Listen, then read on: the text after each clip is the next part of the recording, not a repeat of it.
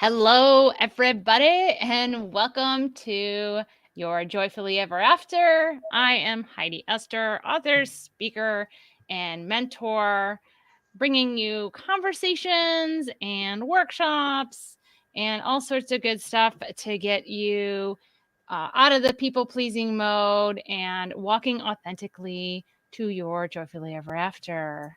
I am here today with special guest Julia Barton. Hello, thank you for having me. And we are going to be having a lighthearted and serious discussion about real stuff. It's entitled Depression to Full Bloom. And as you can see, Julia has fully embraced the bloom aspect of the full bloom, wearing the beautiful floral shirt, as well as in the title of her business, Olive and Bloom, which is totally awesome because I have a dog named Olive.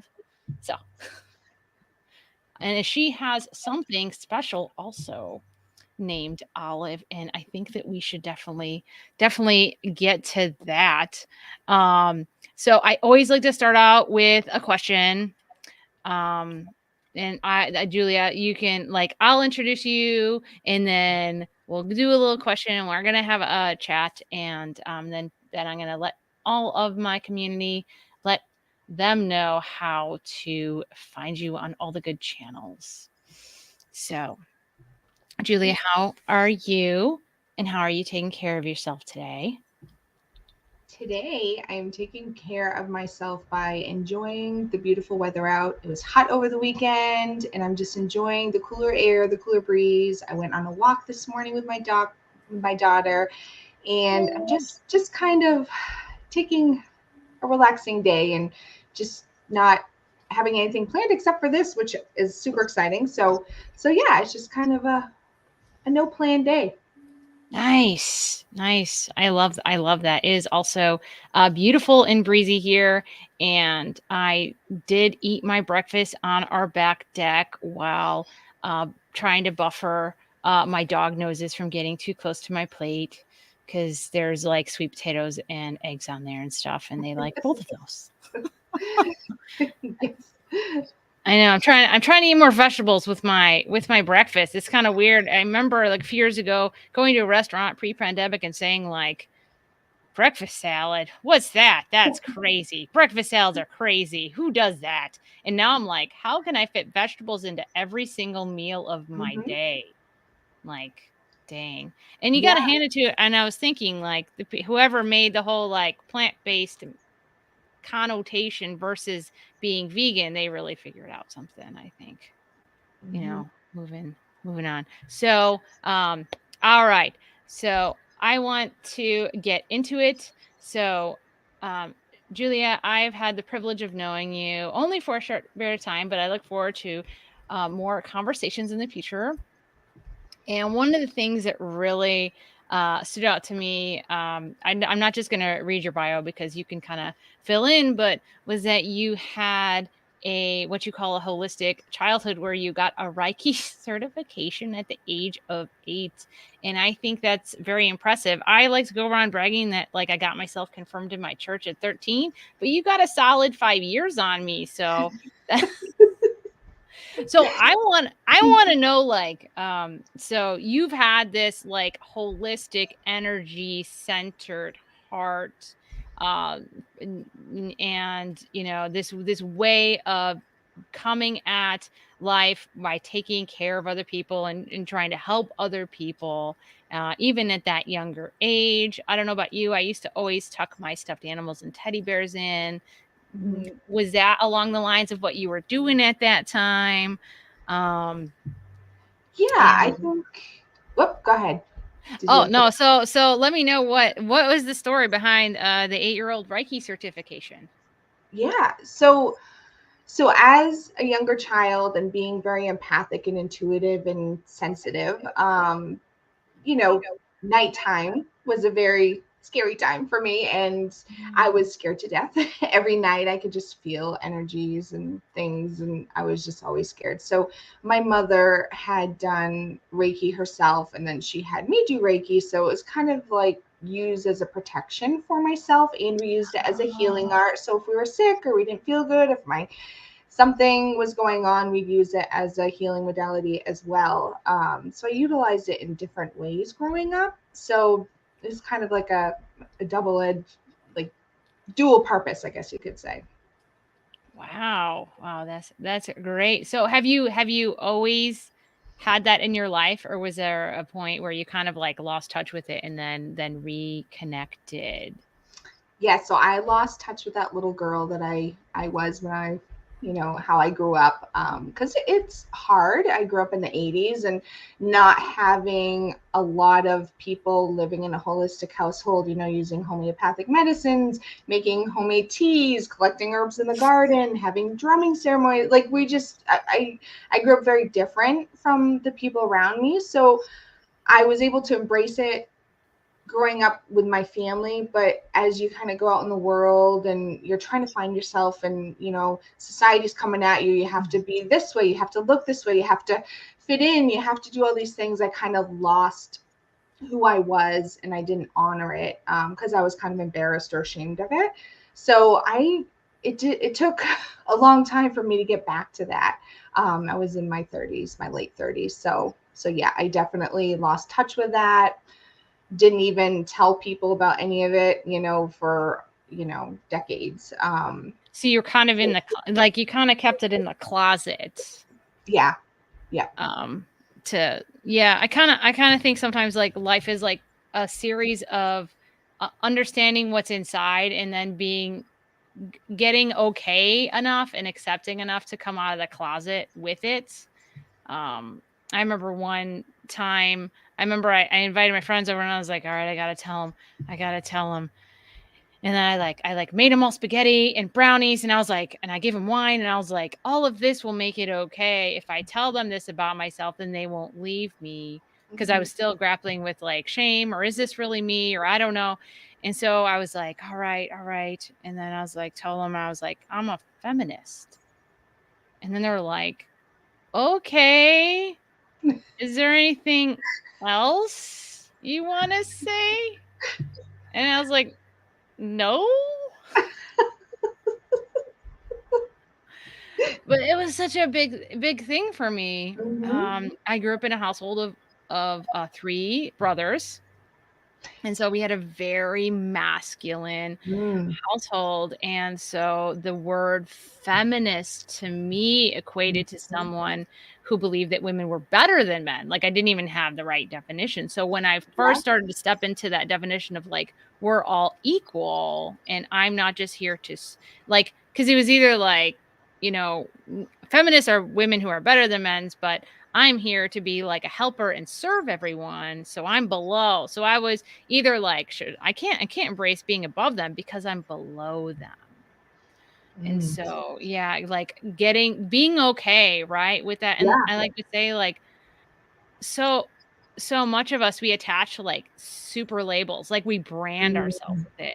And I like to say now, like, can you give yourself a Post-it note? Can you just say like, I'm going to try out this label? Yeah. And you may not stick for a while. If I really like it and it resonates with me, like, yeah, I will get a tag. Yeah. Yeah. And it's hard. We kind of grow up and, with our surroundings, you think you have to be a certain way, look a certain way. I mean, especially for teenage girls. And, it's just like, you're in the told 80s, it was that. like, don't eat. Well, at Yes. least for me, it was. Yeah. Yeah. It just, different stuff wasn't viewed upon as being what made you worthy or what made you important. And, it was that really got to me. I also grew up with acne and I had severe skin issues, and that really like killed my self-esteem, putting myself out there, being authentic and true to myself as well. So I had like that and, the other stuff going on. So it did a complete number on me. So it's like how many hoodies? Like when I was not accepting the fact that I could be gay, like I was constantly wearing a hoodie and wishing that I could just like tie it up as close as possible while still being able to, safely drive. and Yeah. stuff. And that was Yeah, you feel like like hiding.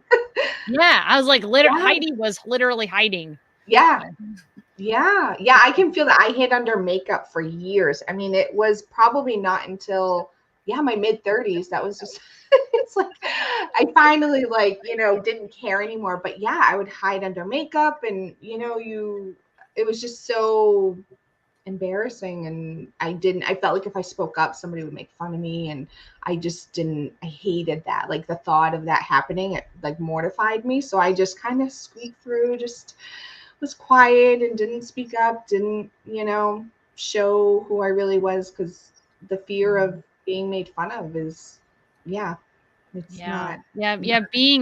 Being out as yourself, is so terrifying when you're like hiding is safe. We're always taught like Mhm. hiding is, behind these kind of things. And in my family, it was like we're all intellectuals here. And so we hide behind like giant reasoning and mathematical equations. And Mm. like there's no like, other layer. That's where we're safe, and that's where we hide. And then I recently had my chart read, and like my water sign is a Scorpio. My mom's first sign is a sun sign is a Scorpio. So you would think like my mom and I would be like super deep relationship. But, we're like I was taught in my family of origin to, that we do all this hardcore intellectual reason. Like we hide behind it. Mhm. That's the brand we give ourselves. Yeah. You Yeah. know, and I've like just learned to be like, that's a post-it note. I'm just gonna hold on to that loosely, but mostly I just, I think real is where the connection is. So you Mhm. mentioned a little bit about your journey, and I was wondering if you would like to share kind of a little bit more about the start of where you were, like at the start of your journey, like not even the awareness, like what like, was that, Julia, was that the same one who was, hiding, or was there a specific set of circumstances? I'm thinking of this because, I've read your chapter in the book that we're going to talk about. Um, where were you at that moment, like right and what did it feel like at that moment in your life before you started kind of venturing forward to like what could be more?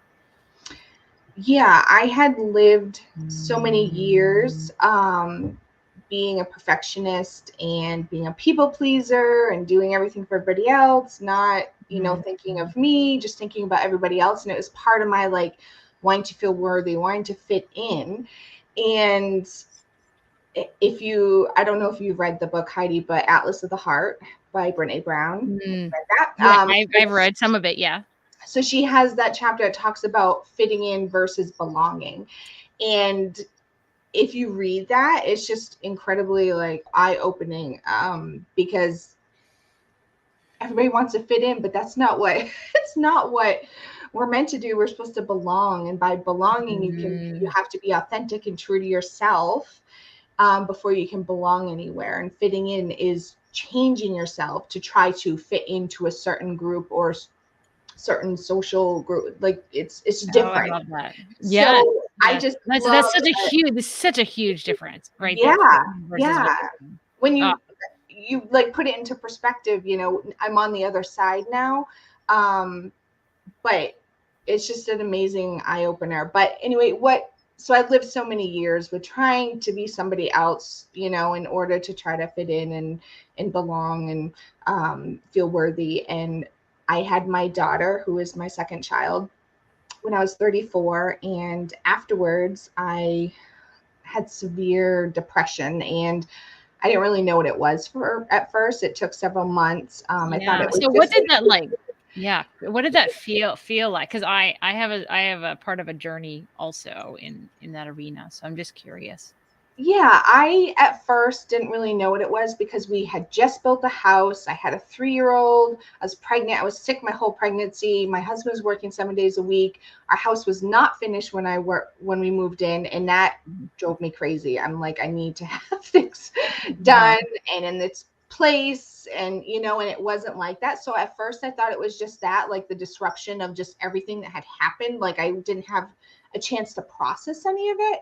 Like an So accumulation. Yes, that's what I thought it was at first. But then going on, diving into it, and just, you said what it felt like.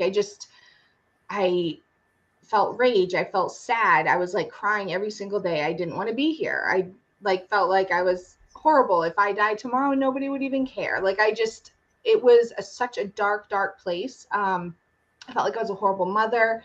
My depression was a little bit different. Like, and every depression is different for postpartum depression. Some think that you don't connect with your baby. That is the case for some people, but that was not for me. My baby and breastfeeding was the only thing, along with my husband's support, that helped me through that time and gave me hope, until they were your connection to something. Yes. Like something nourishing. Yep, exactly. So so I had my daughter in September, and it was January. I sat down the computer and I read something. I wasn't even searching. I don't know where it was, an ad or something that had popped up, and it said something about postpartum depression. I read it and I'm like, oh my goodness, I just started crying, and I'm like, oh my, this is what I have. Like, it's all pointing in that direction. And, so I went down the road of going to my doctor and being put on medication and going to therapy. But it eventually wasn't effective, and it didn't work. So I went a different route. Yeah. Was it a more holistic route because that was where you were? Yeah. Was the universe kind of like pointing you back to the holistic route? Yeah, it was, because I knew I needed something more. I'm a very deep person. A deep thinker. Like there's a purpose in everything. There's a meaning to everything. So going to therapy and just sitting there and just talking, like, where's my homework? Like, didn't I need something that you were going to give me to work on so I can fix this? Like, it wasn't just like, I didn't need somebody just to talk to. I needed to fix what was going on, because I knew there was something else going on. Like, what can I do? Like, give me, help me out with it. Throw me a bone. Like, I need something. Help me. Yeah. So knowing that it was more than that, by chance, I went to a psychic medium because my daughter wouldn't sleep at night, and I thought she had some stuff going on, like how I grew up. I just, Oh, okay. So the universe does these weird.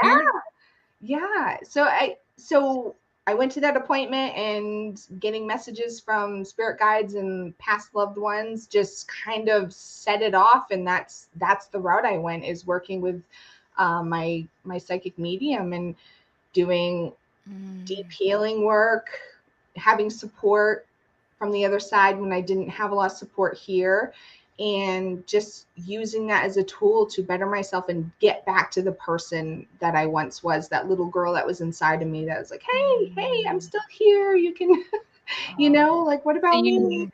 So you kind of like regain that connection to her through the psychic medium and to others to find you, to like unearth you.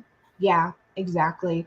Just to peel back all those layers that I had built up to try to fit in for so many years, and to feel worthy and to be accepted, that it was not doing me any favors. I was still lost. I felt like I still didn't have a purpose. I felt like I didn't have the group of friends. I had several really close friends that are so dear to me, and they're, but I just see, all those people that have like large groups. I'm like, oh, I'm not, you know what I mean? Like, that's how I thought it was supposed to be. You're like, I need to have, life on my life chart. It says I had to have this kind of house with these 2 kids, and then maybe a picket fence with this group of friends. Exactly. It's right there on my list. I have a life plan. Life plan for happy. It's right there. Yeah. And that's part of it too. Like, I had a lot. I had the great husband. I had the children, built our dream house. I had all the physical stuff, but it's not the physical stuff that matters. It's what's within. That's what I had to learn. It's not about all that. It didn't make me none of that stuff. Like, obviously my husband and my children, but it wasn't, I needed more. And what I really need is just to find myself and just be true to myself, because then I would attract the right-minded people. Like, they're out there. I just needed to be authentic to find that. And it took years of really hard work, a lot of release, to be able to do that and to get to this point where I am today and be able to share it without crying and being a blubbery mess, like it's been a Well, lot of that's a deep emotional journey. Oh, it was not easy. It was very difficult.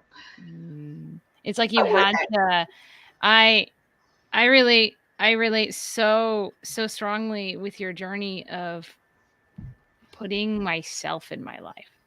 It's like I had to put myself on my list. I had to realize like there was a me there. And then I had to like put me on, like I had to figure out like okay, I got to take care of myself because I'm also a person. I didn't like myself, but I'm just like, okay, I have to do a self-care thing, whatever. And then I was like, okay, so I was on the list. And then at some point I realized like, I need to like figure out who is this person and how can I take care, like how do I need to relate to this person? This is like a relationship, right? Because we have these inner selves, like our childhood selves, and we have this future self we want to, this idea and this dream in our head. And so it's like having that relationship and being able to honor, like to love and honor ourselves. Like that never even occurred to me. Like it just, and just to let you know, like my dog is barking and playing right now. I did my best. I walked them and I played with them and then they got lunch and then they got a food toy and I'm going to get out some treats and see if he will stop barking. I don't even know who he's barking at because the other dog is behind me. So it's kind of a plot twister over here. Anyway, yeah.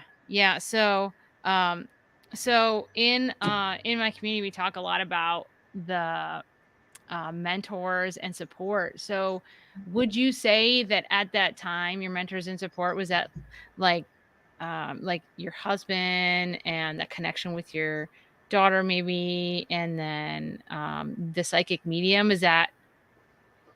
Yeah, and also I had a couple friends that, and you'll see in the book, I didn't tell my close friends because I was so consumed daily by it, and it just overtook me. So when I had time with them, it was a way for me to escape, to not talk about it. It was hard as heck because I had to like force a smile and pretend, but they too were a huge part of that because it gave me that time to not focus on it, to not talk about it. And that's big because I'm a very, let's talk about feelings. I'm okay talking about feelings. Let's go deep. And I didn't want to though at that point. And it was just a time for me to not focus on it. So it was a huge part of me getting through that as well, having that time with those people to not worry or to think about it. So I love that. Do you think that they were a different kind of a refuge for you at that point? Yeah, and I've had some of them say like, "Oh, I'm so sorry, I didn't know," or this. I'm like, "No, it wasn't you. It wasn't like that was my choice, and it was, something I needed to do because it was just so consuming on the other end." And also I didn't want to feel ashamed, and my friends would have never like judged me or anything at all. It wasn't a fear of that. It was just fear of, my own shame and judgment, I guess, like, with sharing. So it was very difficult time. And Yeah.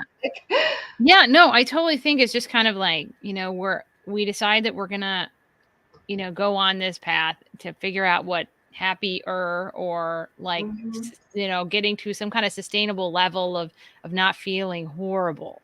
Yeah.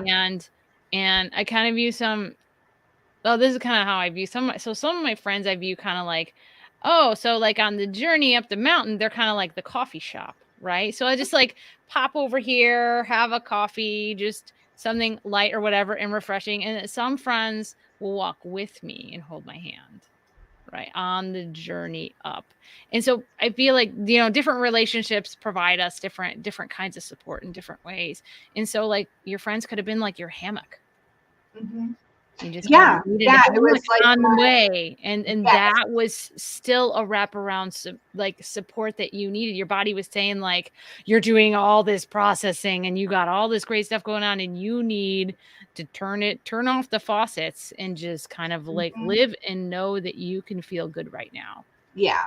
Yeah, and then, you know, after opening up, after like sharing what I went through, and they have been my biggest supporters right there. You know, it's just it feels so good for to have that support now, and to actually belong with groups of women, and find my people, find my circle, and be able to, you know, go out from like on from this journey from where I am, because this is just the beginning of my new journey. You know what I mean? Like and I'm 40, so it's like I'm midlife, and people make fun of me as saying midlife at 40. I'm like, is it not? Like if I'm 80, if I live to be 80, I'm midlife, right? That's still pretty good. 80, I think 80 Right? 80 would be a Like win in you're my too book. young to be Yes. midlife. I'm like, no, I'm midlife. I think as women we're getting more comfortable with owning our age, and I have this SPF sunscreen in my cabinet, Oil of Olay, and it was like I always have the commercial playing in my head whenever I put it on. Are you going to grow old gracefully? Or are you going to fight it every Yeah. step of the way? Hey, And so I I'm just embrace like, it. no, Hmm. I'm gonna grow old gracefully, but I Yeah. like your sunscreen. Yes. You know, it's you know, it's Yeah. really a nice thing, but I don't think we need like it's antiquated. I think as Hmm. women, we're claiming like I think growing old is maybe not the word. Maybe we're growing wise. Yes, exactly. And We're I've growing learned. ourselves. Yes, I hit the point in my life where I've learned, I've shed all that BS and all Mm, the, you know, those layers of just covering up of, you know, society and what you think you have to be and what's important. Like to me, your title, your status, your income, you know, who that doesn't matter to me. It's who you are as a person, what you do for others, how you give back, and just what you're, you know, living out your purpose, not living, you know, like a robot thinking you have to do things certain way. It makes mm, me sad to see some people like that. mhm. And that's okay. That's what makes up the world. But Mhm. I wish everybody could could live with Yes. purpose and just be on that path, but it's not doable, but that's okay. Yes, yes. I mean, I feel obviously I deeply resonate with you because I've dedicated my life to helping people pleasers find their own joy and their own purpose on their own terms because Yes. that was my journey, and Mhm. I often say like I want to liberate. I want Yeah. to liberate millions of souls who have just put on all these layers for Yeah. everybody else. Hmm. I want to help people walk with them to help them shed those and find their own joy, you know, Yeah. bloom their own way. Yeah. It's so Um, important. I just think mhm. if people knew that they could do that, I think some people just they don't know that they can. You know what I mean? They've just been so Yeah. stuck for so long. They're like, I'm however old I am, it's what's the point now, or what good is Like, that how doing? good, yeah, how good could it really Yeah. be? I'm Yeah. pretty okay here. I got some stuff. I got some time off, and everything's fine. Hmm. You know, no big deal. Yeah. But when you taste a little bit of that innate light, you know, that a Mm. little bit of that brilliance, then you're like, all right, I'm in. It's Let's addicting. let's do this thing. It's gonna be Yeah. scary, but I'm gonna keep going forward and having Yeah. all these, you know, conversations that are challenging, but you know, so rewarding as well to, you know, be able to peel off all Yeah. those layers.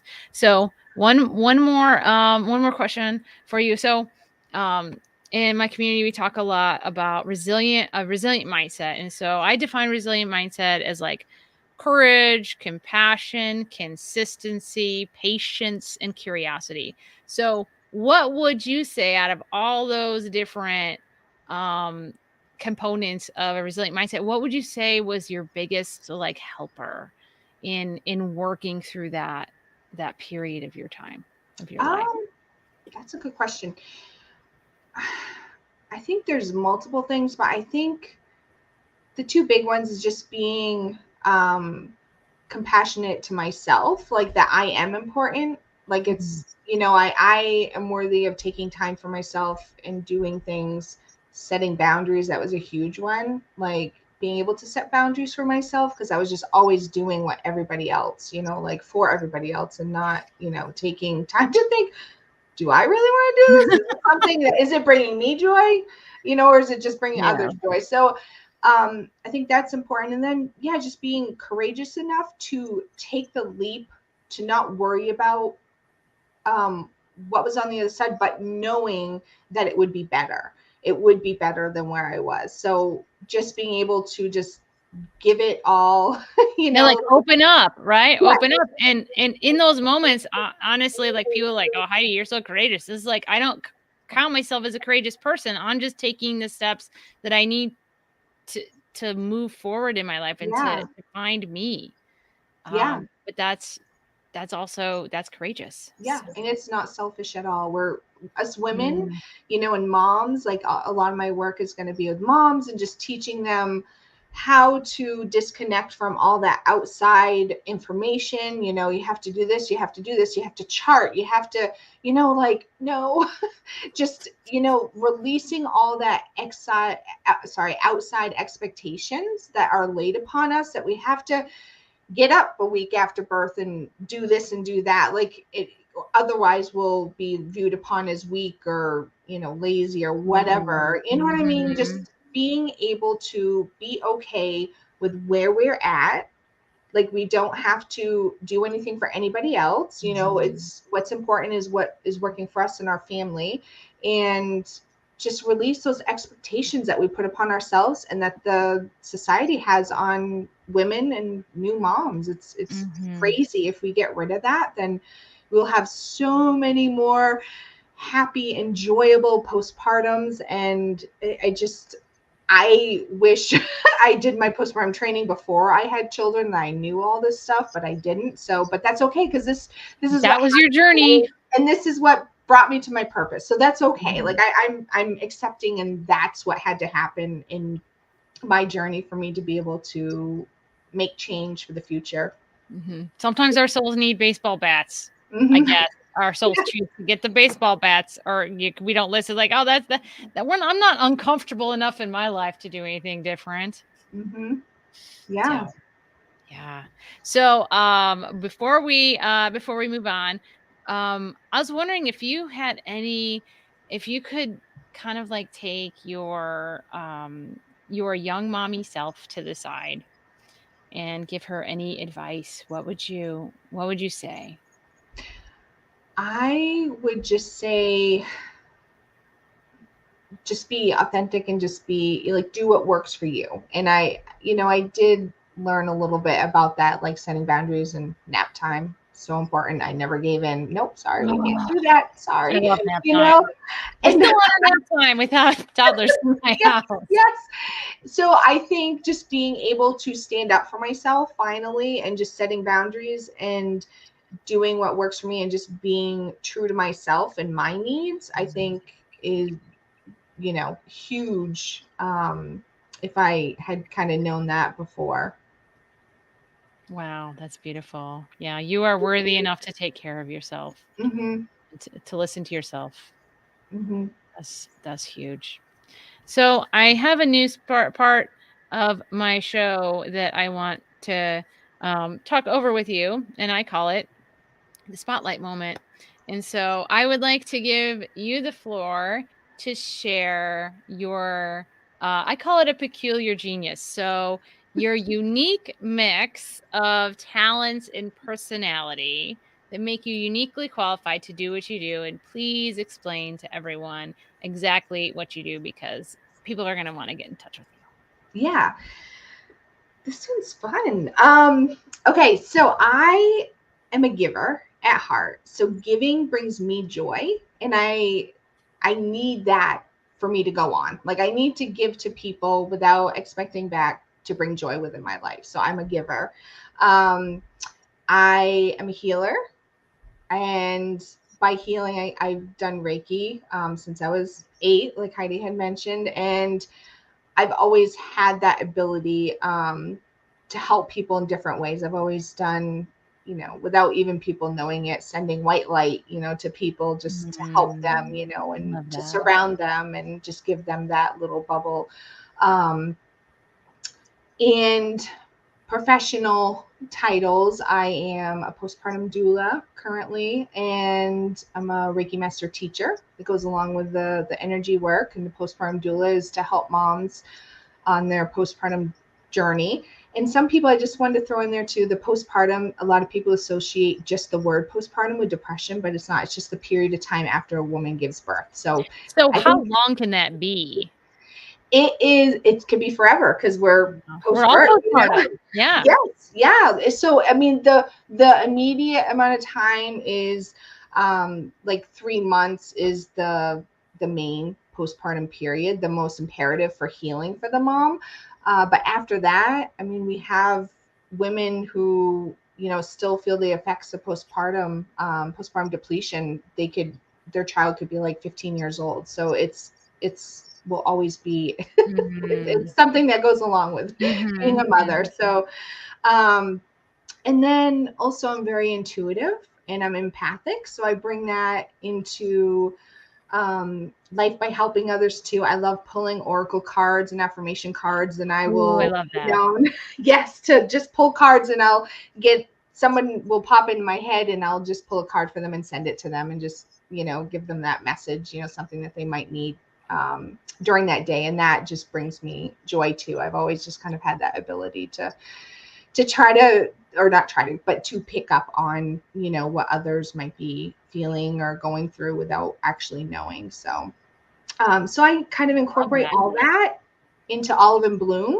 where I offer all those services. So the postpartum care, the Reiki, the healing, intuitive services, and I also do women's groups, so women's circles, mothers circles, and offer the support aspect. And there's more to come as well as I get into it. But I want to be able to teach extended families also, so that way extended families know how to care for postpartum mothers and what works and what they need, rather than what, you know, coming at them with, you know, advice, because advice sometimes isn't, you know, unless we ask for it, it doesn't, a lot of times it doesn't really help us. It actually hurts us. So yeah, because it triggers all of our perfectionistic tendency, like I should have been doing that and should have been doing that. Yes.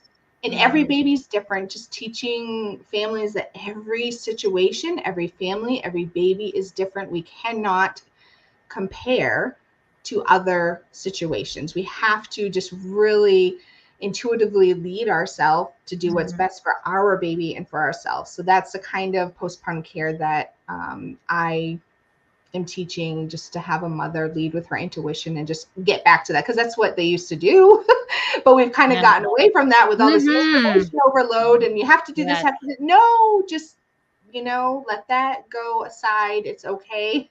You're not going to mess up, like it. And if there is, there's specialists for that. There's people we can call. Like I have a bunch of people that do certain things, like a lactation consultant. There's, you know, sleep specialists. There's certain people that are experts in different fields, you know, with the baby. But all in all, if you just break down all those layers and information and just lead with your intuition, you'll do what you need to do, what needs to happen. Oh God, I love that. I wish I knew you about 15 years ago. I know, I wish I knew you too. Everyone needs a Julia in their life. Yes. So you got to work on just cloning yourself so you're available. So yeah, it sounds like Olive and Bloom, holistic wraparound support for the mother, support circles for women, support, even wraparound support in a larger extended family fashion.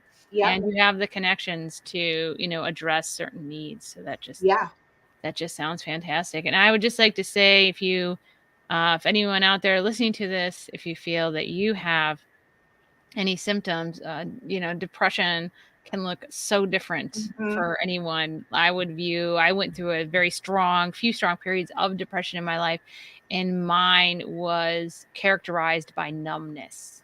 So I couldn't feel, I was just blocking. Everything was blocking. All my closets were highly organized. My Diet Coke intake was off the charts. And it was just this numbness, this go, and then I would have like a physical breakdown in terms of a migraine. And so the hallmarks of depression show differently. And it does. And I think that's the key. Like, it can be so different in so many, but also depression can be different things for different people. Like, there can be depression that are truly chemical, hormonal based depressions that sometimes medication or therapy can help. But in some cases, and I think a lot of cases, I think we find, if you look in the studies and look at the different people that having depressions, like, instead of just masking it and covering it up and just trying to put a Band-Aid on it, I think if we really looked deeper and to see what the root cause is, we would all find that we just all need to do some inner child work or inner healing and adjust our lifestyles, because something's not working. And I just love that. That interconnection, to kind of establish that inner fault, that connection. We got unplugged from ourselves at one point. So what do we need to plug back in? Yeah, exactly. So I think if people know that it's not just, the doctor saying, oh yeah, you get depression, here, take this medication. No, like, you should ask questions, and you should really go within and really see, like, okay, what is going on here? Is there certain, things in your life that are, not appealing to you, something that's not right, something happened in your past? I think we just need to be okay with being able to acknowledge that and to work through that and to find the right support team to help you with that. And I am in no way saying that that's all depression, but I think if you really broke it down and you talk to a lot of people, I think a lot of times it is that. Yeah. And sometimes all it takes is that first step to admit that, like, things aren't things. What did my parents used to always say? Like, I just feel off today. And like, that could mean a myriad of things for my parents, right? Like, they woke up too late, or they ate something funny, or they're getting like, flu, whatever. So even just getting to that primary, like, I feel off, and I've felt off for I don't know how long. Like, that is just, it's, our society is becoming very sensitive to, like, being open to having that discussion. And if you don't, if you're listening to this and you don't have anyone in your life that you think you can tell this to, please know that you can always reach out to me. You can reach out to Julia, and we'd be more than willing to have a conversation with you to help you find the support that you need for whatever it is. So, don't feel ashamed, because there's nothing, I mean, there's just such a stigma that's attached to depression. And even to postpartum depression, like, women just don't want to share that they have. I've talked to so many women that had never even said anything to anyone, not even their spouse, that they had all these thoughts and was going through this. So I think we just need to normalize it. Let's talk about it more. So just a little piece, I am working on another collaborative book, and the title is called Depression Lied to Me. So I go deeper into my story and some of, like, what I've talked about here, but just having more, outlets like that where people can share their stories and get it in the hands of people and just make them know and help them know that it's okay. It's nothing to be ashamed about. And just, it's okay. Like, you need to be able to speak up and confide in someone and not feel ashamed. Yeah. And I know there's a lot of people out there, they kind of view life is kind of like, what, right and wrong, good and bad. And there's so much in between. There's so much in between. And it's okay to be in the gray, and it's okay to admit that you're in the gray. And we're all in the gray a vast majority of the time. I like to, whenever my kids bring up, like, oh, it was a good day or a bad day or whatever, I've kind of, like, banished those words from my vocabulary, because they have a stigma, right, attached to them. Just like, so we need to stop. If we can all just take a back seat to the judgment. Just say like, all right, we're going to put judgy pants in the back seat. And we're going to say, all right, I'm practicing at life. Yeah, Right? exactly. This feeling I have is practice for something. I'm meant to learn something from it. So coming at it from that more of a flexible mindset, saying like, all right, I'm going to practice at taking care of myself today. I'm not going to say if it was good or bad. I'm just going to say I'm practicing at it. Yeah, and we all, every situation that we're put in, it's some kind of learning, for us. Like if there's something that keeps popping up over and over again, it's like, okay, what's the lesson in this? I find myself, I'm like, okay, what is this trying to tell me? Like, okay. So you try to break it down and, see, okay, what is this? And why am I feeling so emotional when stuff like this happens? And it doesn't seem, I'm 40. I shouldn't get upset. It's like it should be. I'm 40. Everything should be fine now. So yeah, I think, just being more mindful of what makes yourself work. Because I think so many people have become disconnected from themselves, and and there's so much noise and so much going on. I think just like quieting your mind and quieting your surroundings and just going within, I think and it's hard for people. I mean, to be able to, some people just cannot, the word meditation, like, that's terrifying. Like, oh God, no, I can't do that, and I understand that, and I've been there, it's because you don't want to. It's a scary place to be, because you're like, oh, well, what if I do cry? What if something does get brought up? Or, but I can guarantee that it'll help you so much better. And if, find the right support, it'll definitely be worthwhile. Yes, I totally agree with meditation, and I had to have some baseball bats before I went into meditation, and I've been meditating for 6 years now, and now I'm just like, how can I build more breath space in my day and more space in my day to live more authentically? Great. All right. Well, we are almost done with our time today. Unfortunately, this went by like in 2 seconds. I know. For me. So Julia, she did mention an author in a collaborative book called Elevate Your Voice. If you want to hear more about her fabulous journey, I've read her chapter twice. I have the little book right here with the fabulous navy blue and firework cover, and another collaborative book on the way. So very exciting. So you can get Elevate Your Voice. That is in paperback, maybe hardcover on Amazon. So definitely grab that. And Julia, where can people find you? Yeah, so I am on Facebook and Instagram, and you can follow me at O and Bloom. So it's at and then O and then and spelled out Bloom. And that's both for Facebook and Instagram. And then my website is www.oliveandbloom.net.